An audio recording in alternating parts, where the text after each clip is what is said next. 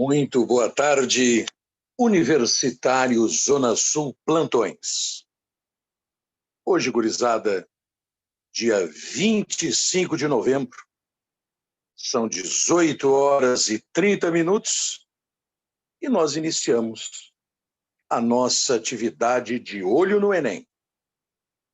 A partir de hoje, até a semana que antecede a primeira prova do Enem, nós vamos ter 6 encontros.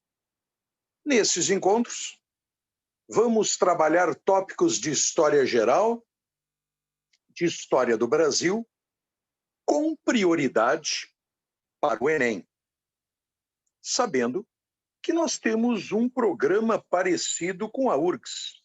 Portanto, os assuntos podem ser tranquilamente aproveitados. No encontro de hoje, nós vamos ter a primeira aula sobre Nova Ordem Mundial, anos 90. Em outras palavras, o que aconteceu de marcante no mundo após o fim da União Soviética, que ocorreu em 1991. Vamos seguir a ordem cronológica, passeando pelo mundo, saindo da Europa, indo para a África, para a Ásia, chegando na América. O material serve para tu encarar questões de história, sociologia e geografia. O nosso carinho e o nosso respeito aos parceiros que nos acompanham e aqueles que, em outra oportunidade, venham assistir a esta aula. Um carinho especial aos colegas que, nesta semana, entraram no curso de revisão do universitário. Que todos sejam muito bem-vindos. A casa se sente honrada, e digo isso em nome da cadeira de História, pela escolha de todos.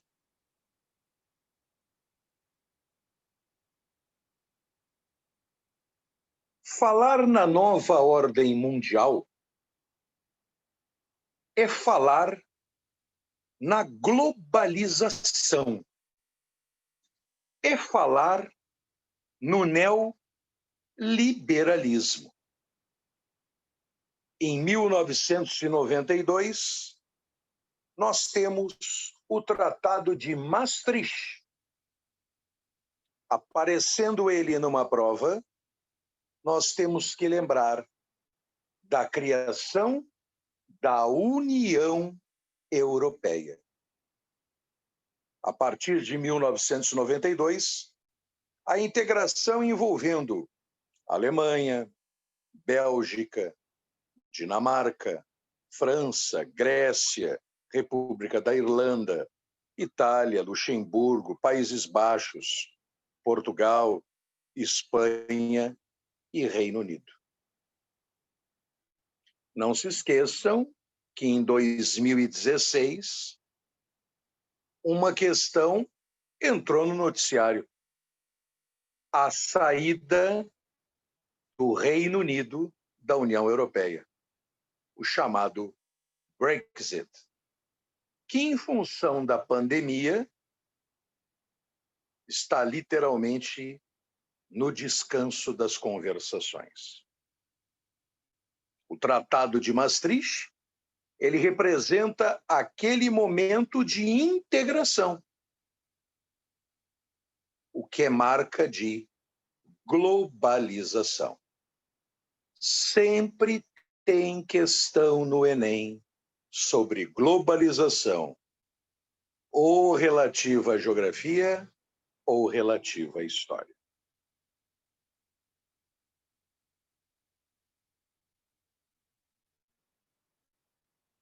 A prova do Enem trabalha muito com imagens. Nesta imagem aqui, observamos duas caveiras representando a morte. Só que uma caveira tem a sigla OTAN, Organização do Tratado do Atlântico Norte. Outra caveira tem o nome Milošević. Milošević governou a antiga Tchecoslováquia, que começou a viver um processo de desintegração. Em 1991, a Croácia e a Eslovênia foram as primeiras a se libertarem do controle da Sérvia. Se a gente voltar no tempo, a Iugoslávia surgiu como país no final da Primeira Guerra Mundial. Sofreu com a expansão nazista na Segunda Guerra Mundial. E a partir do final da mesma, passou a integrar o conjunto de países da Cortina de Ferro, países socialistas do leste europeu. A Iugoslávia foi o primeiro país do bloco soviético a romper com Joseph Stalin, mantendo-se socialista, mas fora da intervenção política soviética. Durante muitos anos, ela tinha sido comandada pelo Marechal Tito, herói da luta contra os nazistas na Segunda Guerra Mundial. O que eu gostaria de lembrar para vocês é um evento que começa em 1992 e vai até 1995. A Guerra da Bósnia.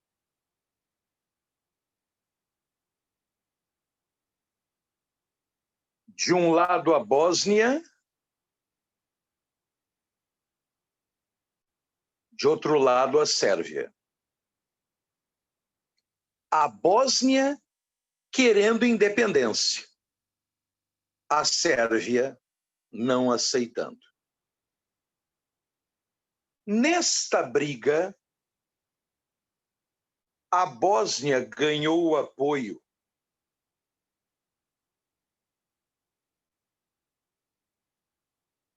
da Croácia,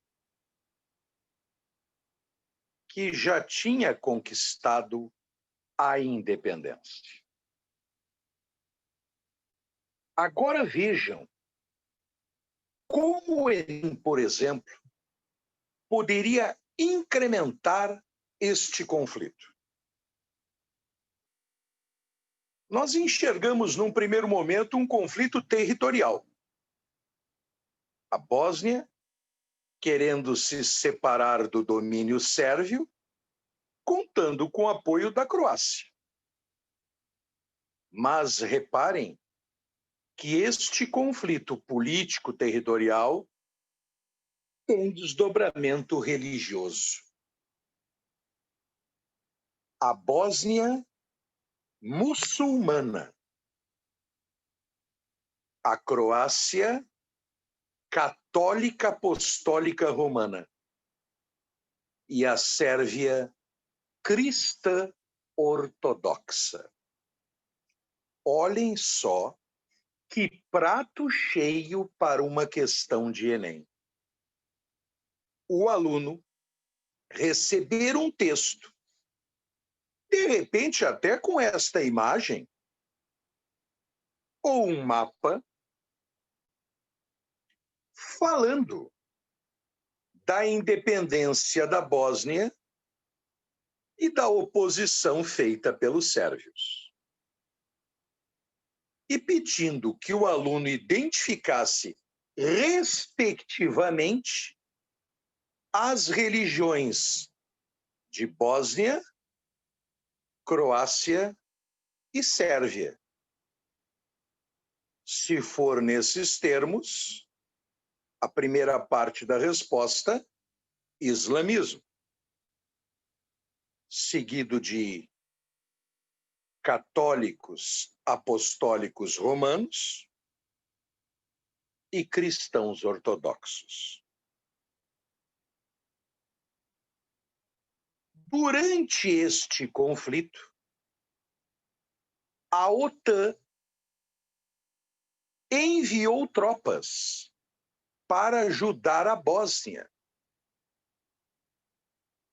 Os sérvios, comandados por Milošević, promoveram o que a gente chama de limpeza étnica. Aquilo, gurizada, que os nazistas fizeram com os judeus, por exemplo, na história da Segunda Guerra Mundial.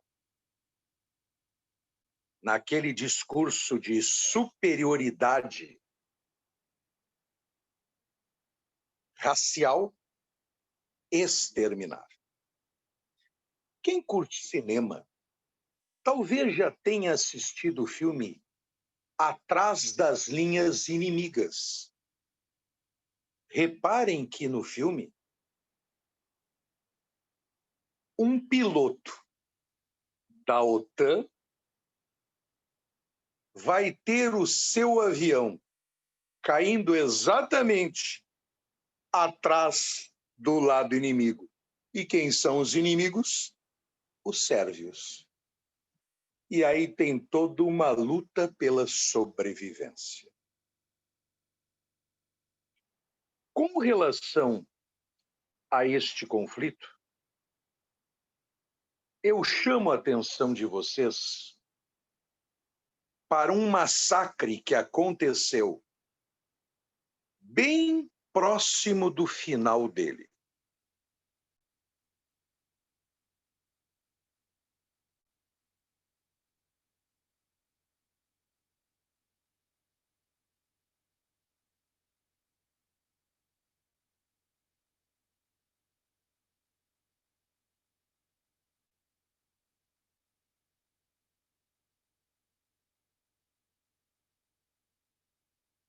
Srebrenica.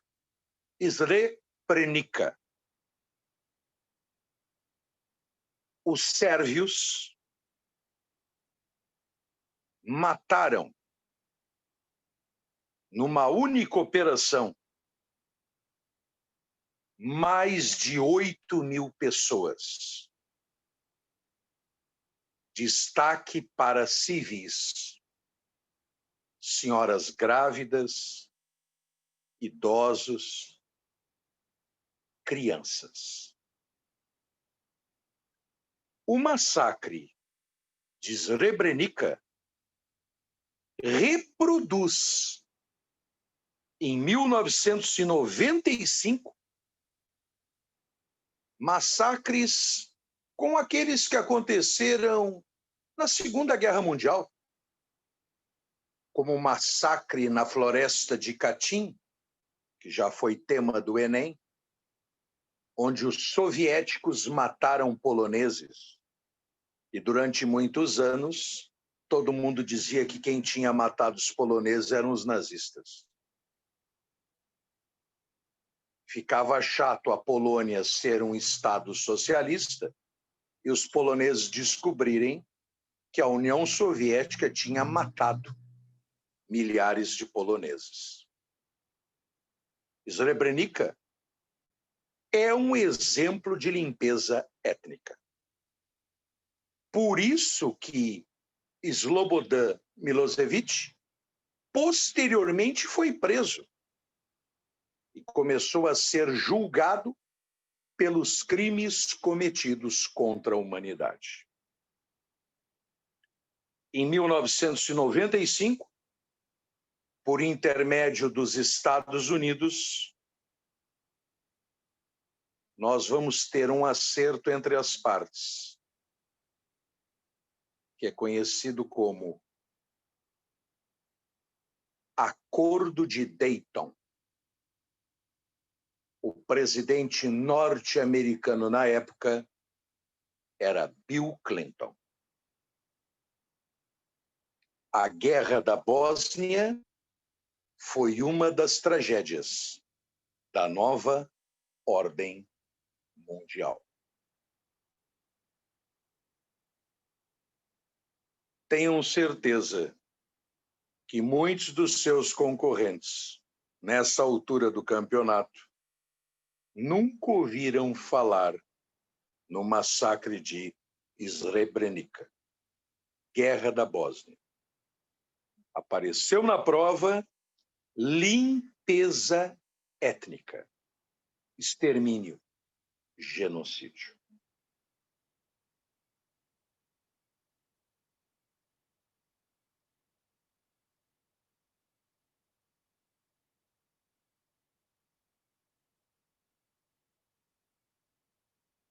Para quem não conhece, este senhor aqui é o carrasco dos Balcãs, Slobodan Milošević. Aqui ele está na assinatura do Acordo de Dayton. Posterior à pacificação, ele vai ser preso.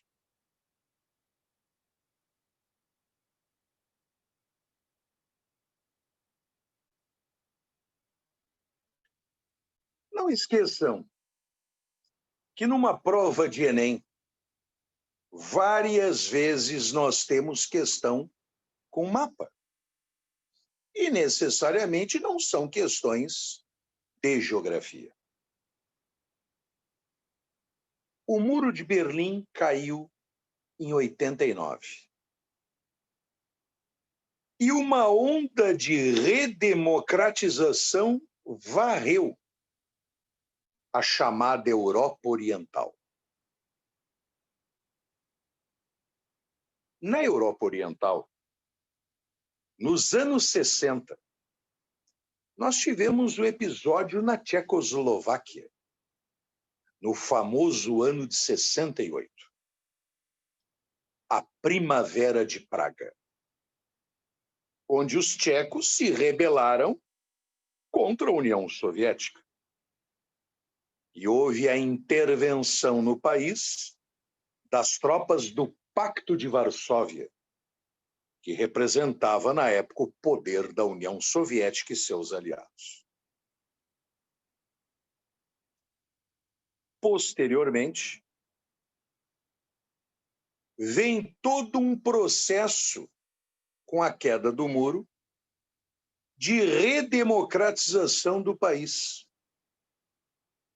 E comparado a outros exemplos históricos, a redemocratização da Tchecoslováquia foi em alto nível. Intelectuais como Václav Havel, ligado ao teatro, conduziram o processo. E surgiu uma expressão: revolução de veludo. Aquele tecido que chama atenção pela sua maciez, sugerindo tranquilidade. Já ouviram a expressão dê um tapa com luva de veludo, sugerindo sair por cima? A expressão revolução de veludo pode ser usada para a redemocratização na Tchecoslováquia. Ela tinha nascido como país, assim como a Iugoslávia, no final da Primeira Guerra Mundial.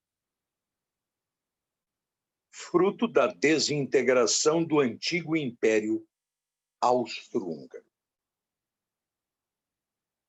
Em 1993, eles resolveram transformar a Tchecoslováquia em dois países: a República Tcheca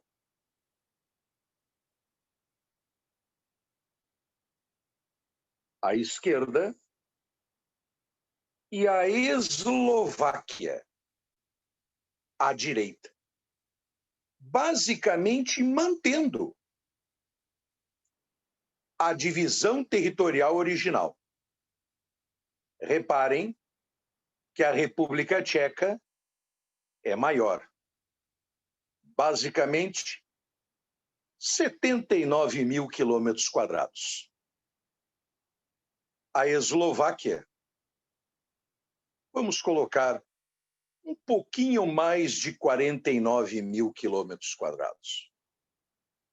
49.034 quilômetros quadrados. O que poderia aparecer numa prova? Usarem a expressão revolução de veludo para sugerir o processo de redemocratização e abordar o fim da Tchecoslováquia. O nome do acordo é o nome da cidade que hoje é capital da Eslováquia.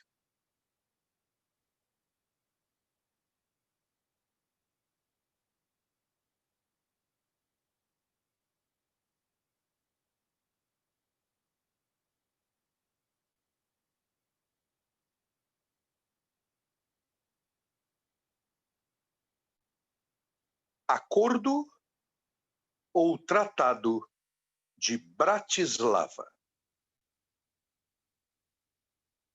O que nós temos que cuidar numa prova é o caráter pacífico da redemocratização na antiga Tchecoslováquia. 1993.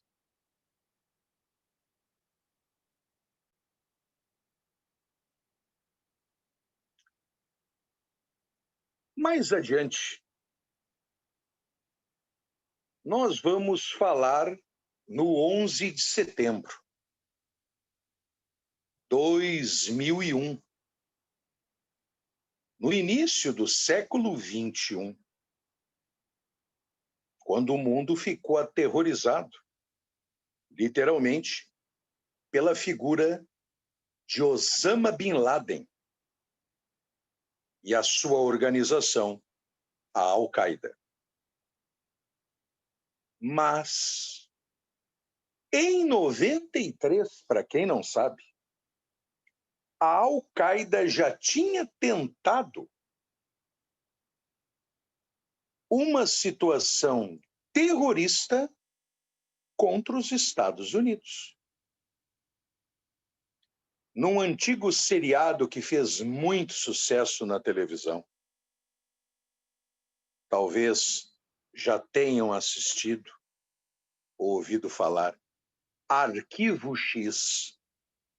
Num dos episódios, eles abordaram o incidente de 1993. A Al-Qaeda tentou pôr abaixo o World Trade Center, as Torres Gêmeas. Ocorreu uma explosão no estacionamento, no subsolo. Mas não foi suficiente para comprometer a estrutura. Segundo os historiadores, em 93 foi o primeiro sinal que alguma coisa terrível iria acontecer. 2001. eles conseguiram pôr abaixo as Torres Gêmeas. Este primeiro incidente pode confundir muito concorrente teu na prova, que não conhece. E eu quero te apresentar uma figura. Antes de Osama Bin Laden,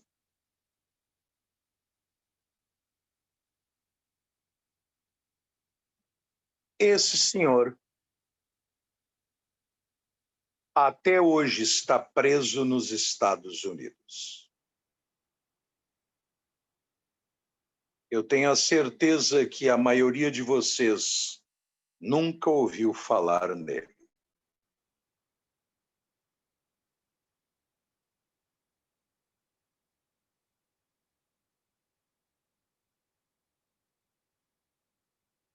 Hanzi Youssef, paquistanês. Este homem, em 1993,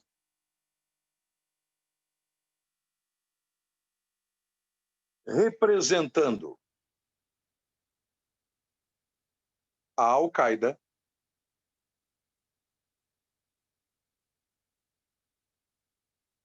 promoveu o atentado ao World Trade Center. Eu tenho certeza que numa afirmação de prova, muita gente diria que está errado porque se lembra do atentado ligado a Osama, em 2001. Nós estamos em 1993. E até hoje, Hanzi está preso nos Estados Unidos. E o fato de ele não ter sido executado é relacionado às influências terroristas que ele tem e às dicas que, através de inúmeros interrogatórios, poderiam ajudar o governo norte-americano a enfrentar o terror. Nada como conhecer o inimigo para enfrentar o inimigo. Hanzi Youssef, atentado ao World Trade Center em 1993.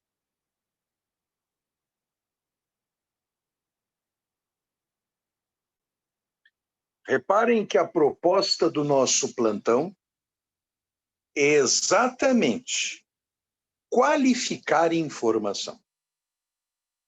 Tenho certeza que pelo menos uma das informações dadas até agora, a maioria dos colegas ainda não tinha tido. E esse é o nosso objetivo. Informação é poder.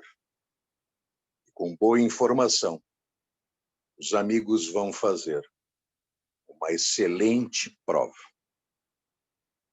Esse é o objetivo do curso universitário.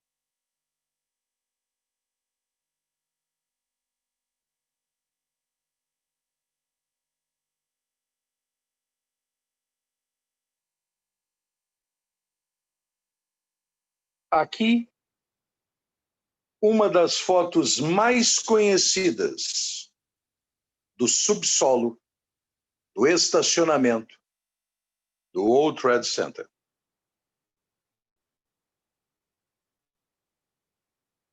Em função do atentado organizado por Hanzi Youssef.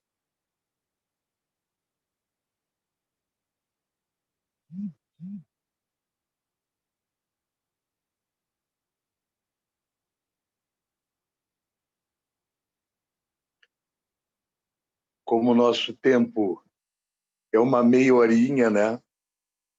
Passa rápido. Portanto, que nós iríamos, se for necessário, mais 2 vezes para continuarmos pegando destaques da última década do século XX. Está encerrando o nosso plantão Zona Sul de hoje. O nosso carinho e o nosso respeito aos alunos do Universitário Zona Sul. Na próxima quarta, a sequência da nova ordem mundial, anos 90. Um grande abraço e um beijo no coração de todos.